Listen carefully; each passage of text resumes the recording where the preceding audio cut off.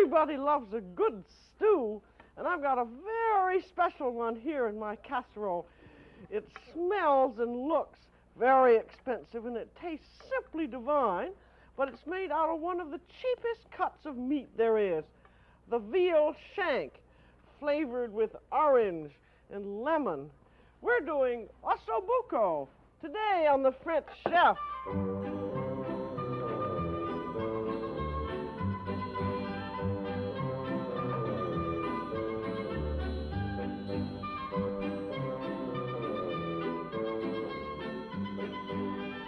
The French Chef is made possible by a grant from the Polaroid Corporation and a grant from Hills Brothers Coffee Incorporated. You know, I think the sound Ossobuco, the name Ossobuco sounds terribly exotic and expensive. And it's what it is a brown veal stew, and it's made just like any other stew. But it's a special type of stew because you have to use veal shanks with it. And then you have a special flavoring of orange and lemon. I think it's one of the best examples of how to turn a really budget piece of meat into a marvelous dish. And this is what your veal shank looks like. It's just a shank. It's just a shin bone. And this is the hind shank of a veal. And when you buy one, you ask that the bone be sawed so that you have bone and meat about 1.25 inches wide. And what Ossobuco is Italian, and it means marrow bone, or it means bone with a hole in it, which has the marrow. And you can see right there's your bone with the hole, and the hole has the marrow, and you have all this lovely meat all around it. In French, this is called the jarret de veau, or that's spelled Jarret, and in American butcher language, it's called the hind shank. And here's where it comes from. I'll just show you this beautiful leg of veal that I have here. I just happened to find this in our supermarket, and I can't say that I bought it just to have this little shank, because here is the hind shank, but this is the whole hind leg. And if you're buying a roast of veal and you bought a whole one, including the hip and the tail and the upper leg with all this meaty part, this little tiny part down here, that's from the knee and that's to the ankle, is the hind shank. And you can see that American butchers usually include the shank as part of the roast of veal, so very often it's difficult to get the hind shank or ossobuco unless you're in an Italian market. So if you can't get it, you can very often get the front shank. And this is the front leg from the elbow to the wrist. Just like here, there's from your elbow to the wrist. And it's quite a larger piece, and it has more tissues in it. But it makes an extremely good piece of stewing meat because it has a lot of gelatin in it. So if you can't get the hind shank, get the front shank. And if you can't get either one, you can still make the same type of veal stew with some of the chuck, which that means some of the shoulder meat, which is cut into nice big chunks about 2 or 3 inches square, so it'll look like these pieces of shank.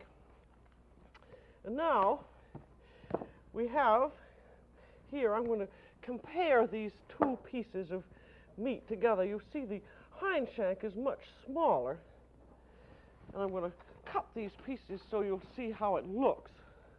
You get the hind shank. This is, of course, this veal that I have is large prime veal, and one hind shank weighs about 2¼ pounds, and you need about 3 hind shanks for 4 people. If you buy the little tiny veal that you get in Italian markets, you probably need 1 shank per person. And usually the butcher just saws the bones and then leaves the meat attached so you can see what it was. So there's your hind shank cut up, and you have a bit of difference if you get your 4 shank, because they usually sell it with the knuckle on, and you have much bigger bones and a little more meat. And this the hind shank weighs about 4.5 pounds if it's from a great big calf. And I think that if you got two of these foreshanks, you could serve 4 people. And now see, when you cut it up here, you can see there's quite a bit of difference in the foreshank meat. There are more of these pieces of gristle, but they also, when they're done in a stew, they give a lovely gelatinous quality to the stew. So you can do very well with either one. But with the foreshank, you always have some extra bones, and you can save those and make a very nice meat stock with them. So keep everything. And if some of the pieces of meat come off from the bones, you can just saute them separately. And now we have to season the meat, and it's going to be browned. I've got to heat up some of my burners here. And I'm going to have to brown these in 2 pans, so I'm going to heat the pans first. This is just like browning anything. If you were doing fish, you do it the same way. I'm just putting in enough olive oil to cover the bottom of the pan, and then I'm going to season the meat with salt and pepper. And I'll put in both hind and foreshanks. Now, a little salt and pepper on both sides of the meat. And then it's going to be dredged in flour. There's a great big bone there. I think I'll just cut that off and save it for my soup, my meat stock. And then it has to have some pepper.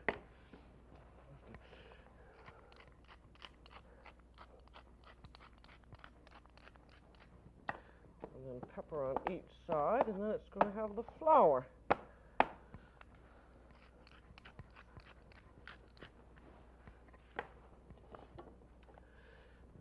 Now what you want to have is, I think when you buy this meat, you have to go somewhat by eye and see how big the bone is and how much meat you have on it. See, with this one here, you have a nice chunk of meat there on either side, and you could, 2 of these per serving would certainly be plenty. And now, you can season the meat first, but you don't put the flour on until the very last minute. That is, whenever you're going to flour and brown something, you just have the flour on at the last minute. There are quite a few recipes for ossobuco, and people think it's mostly Italian, but it's also done in Provence, and it's called jarret de veau à la provençale.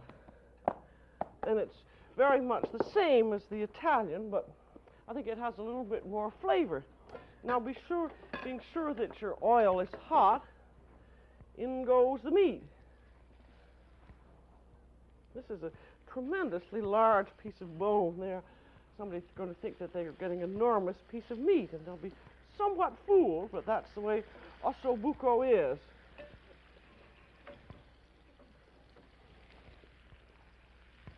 But I think some of these inexpensive cuts of meat give you some of the absolutely best stews, just because there is that quality, there's that sort of special quality of a bit of gristle, which is gelatinous, and it just makes the most delicious kind of a sauce.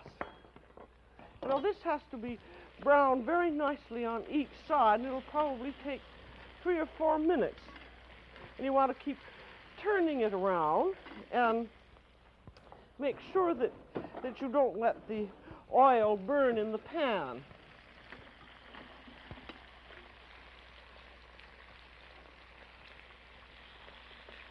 And now, while that is browning, we're also going to have some aromatic vegetables in which the meat is going to cook. So I'm going to have a great big onion and just slice it up rather evenly, because the vegetables can also be served in the sauce.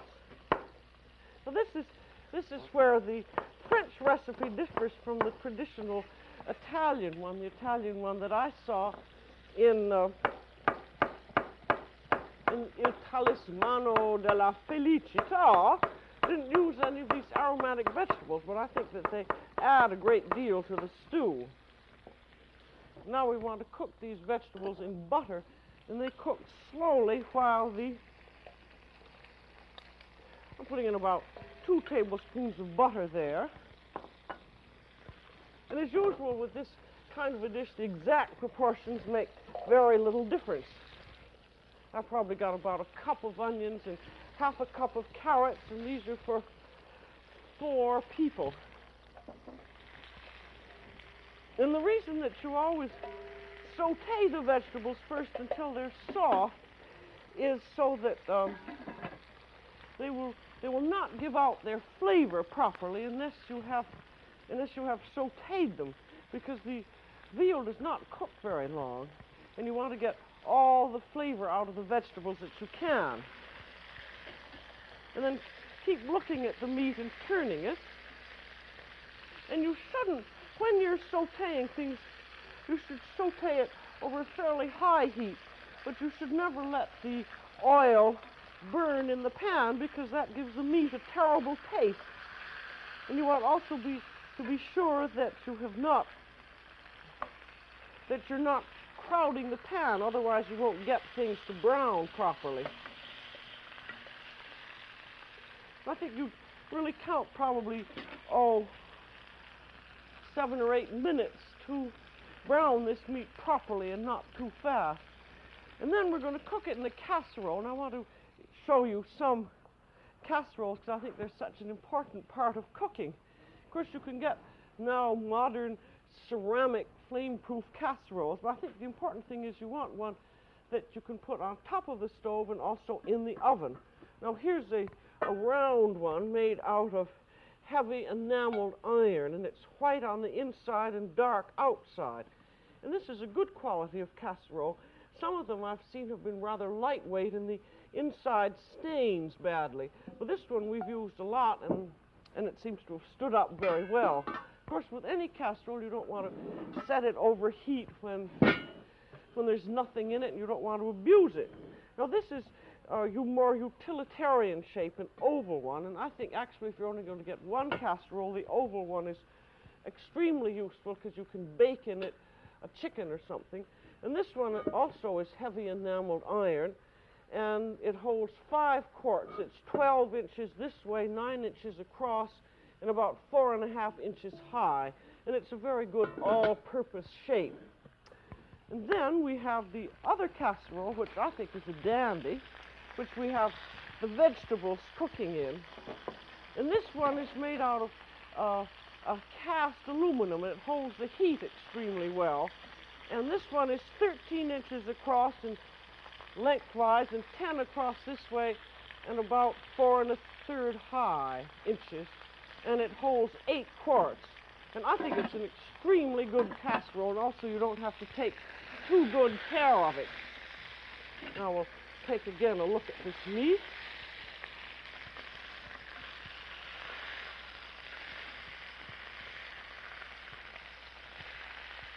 You have to sort of turn it a bit on the sides too, because the browning gives flavor.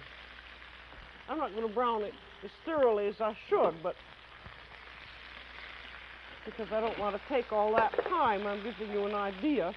And then when it's brown, it goes into your casserole.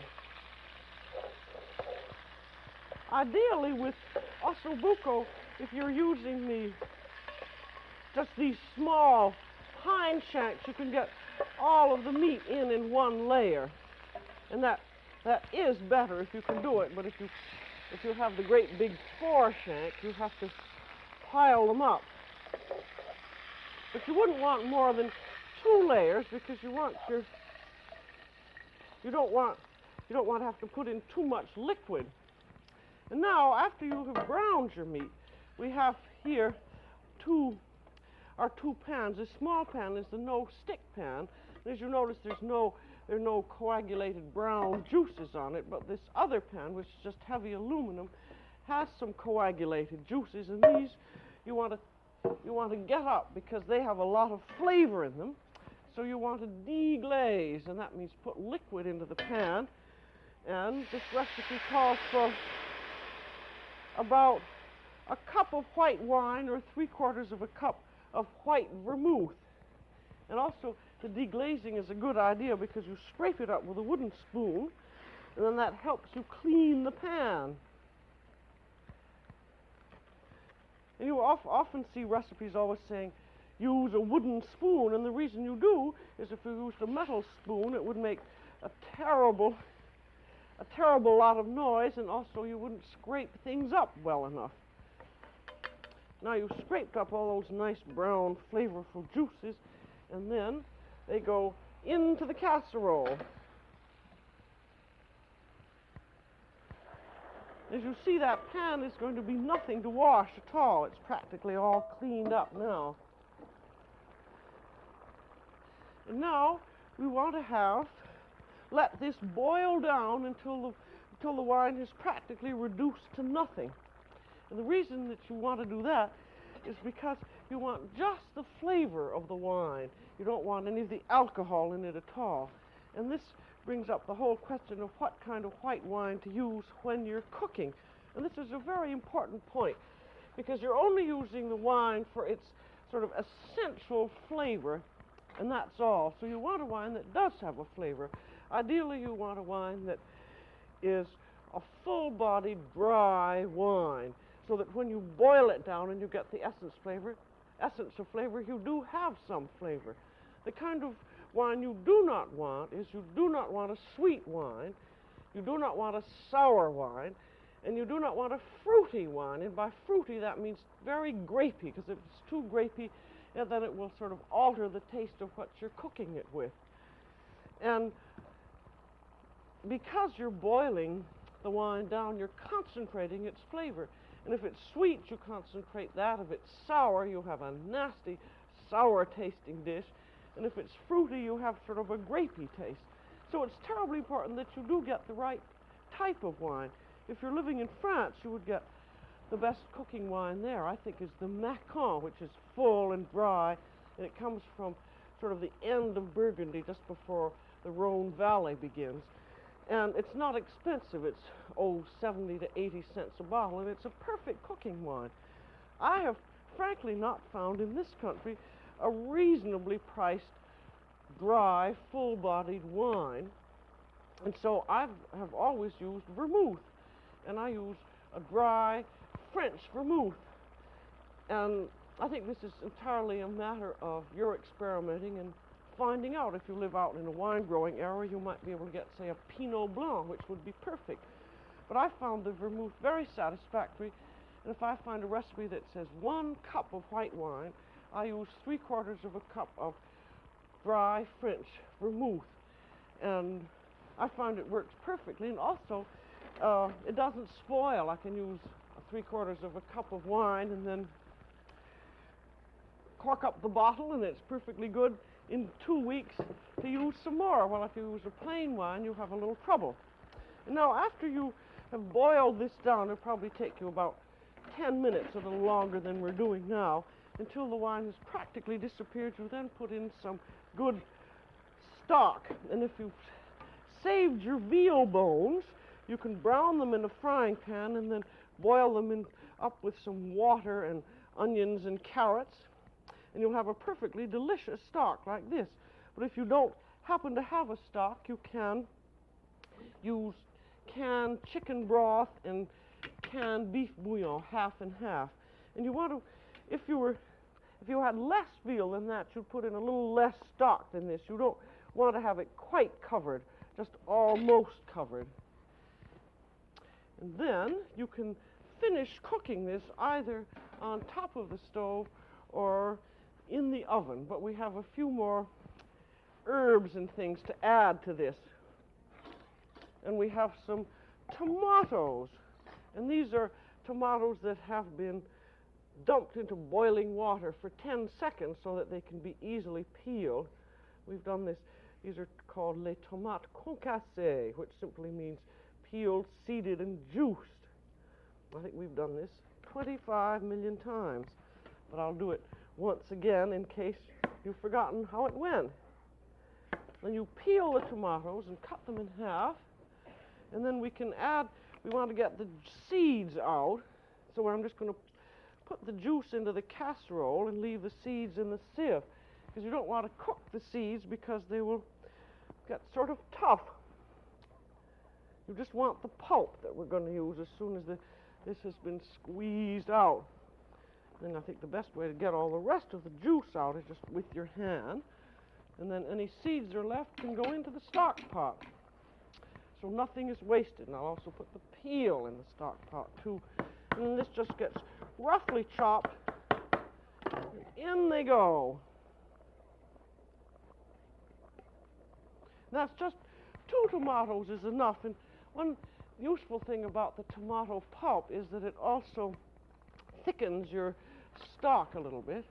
And then, of course, you have to have garlic. You never could have an ossobuco or a provençal dish without garlic. So I'm going to put 2 good cloves in through the garlic press. And then we should have an herb, and I think basil would be very nice. And be sure if you buy dried basil, you smell it. And it should be lovely and fragrant. And it's very hard to give measurements for dried herbs. It just depends on how fragrant they are. I put in a teaspoon there because I can always, when I'm finishing the sauce later, I could put in a little bit more if I wanted. If you had fresh basil, that would be perfectly heavenly. Well, don't want this to boil so hard.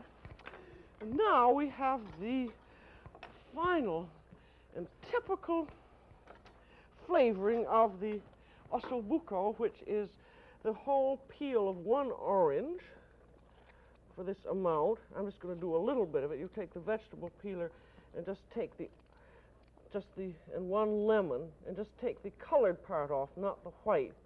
And then you want to cut this into julienne. I didn't seem to get a piece of peel off of that.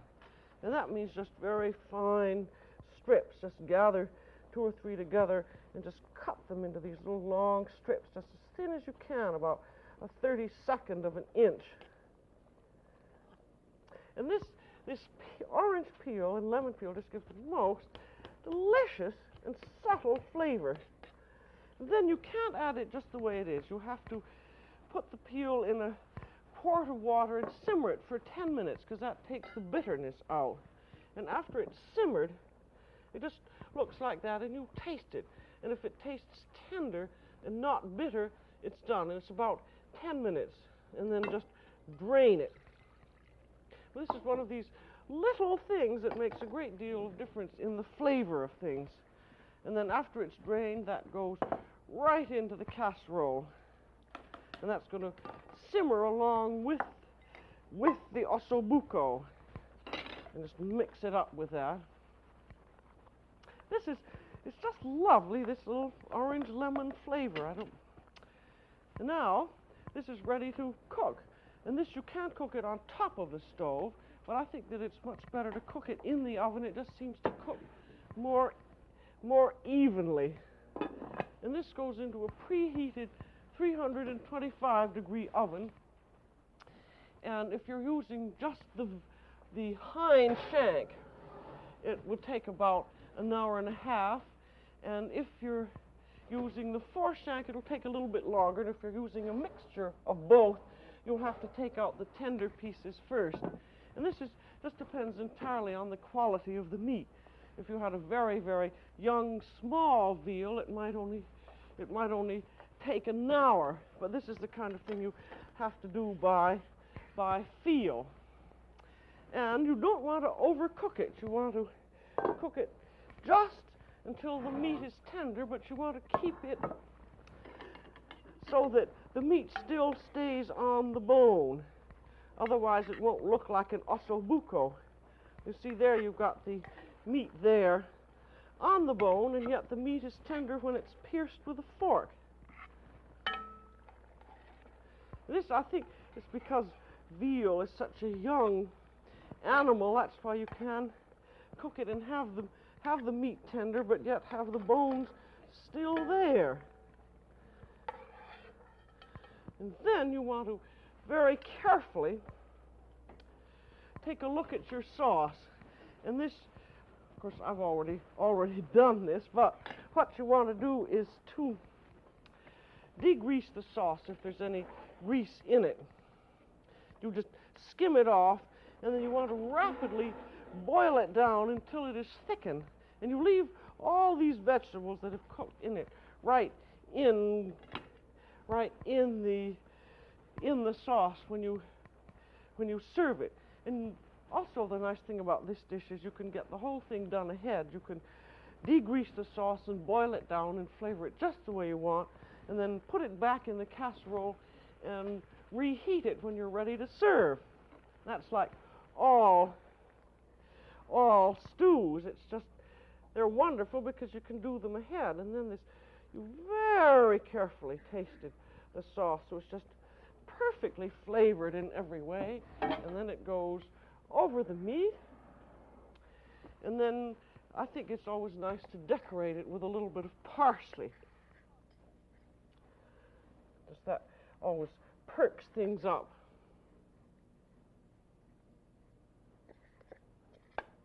You see the vegetables there on the meat too, so it really makes an extremely attractive looking dish. And I think the smell of that, there's something about a veal stew cooking that is just absolutely enticing. And then that just sort of, you hardly know that the orange peel is there, but there's just sort of something very special about the way it smells.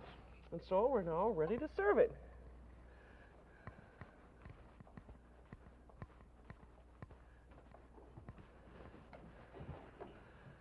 There. And with this, I think rice goes probably the best of anything, a nice steamed rice. If you can get that heavy, thick Italian rice that has so much flavor, that's perfectly delicious. And then put a great big Ossobuco over the rice. And then be sure that you give people plenty of sauce that goes over the rice, and a little bit of parsley. And then I think green beans or peas go extremely well with it. And as for wine, I would suggest a young wine like a mountain red or a Beaujolais. Because it's young, it always stands straight up. It never goes into a wine basket. And I'm using these all-purpose tulip-shaped glasses and not filling them entirely full, just about 2/3 full. Well, now I certainly think this hardly looks or smells like a budget stew, because this lovely smelling sauce with its meaty essence and its beautiful bit of orange flavoring. So I think with this you shouldn't have to think of stew as a family meal. It's really a party meal when you serve an Ossobuco. So that's all for today on The French Chef. This is Julia Child. Bon appétit. The French Chef has been made possible by a grant from Hills Brothers Coffee Incorporated and a grant from the Polaroid Corporation.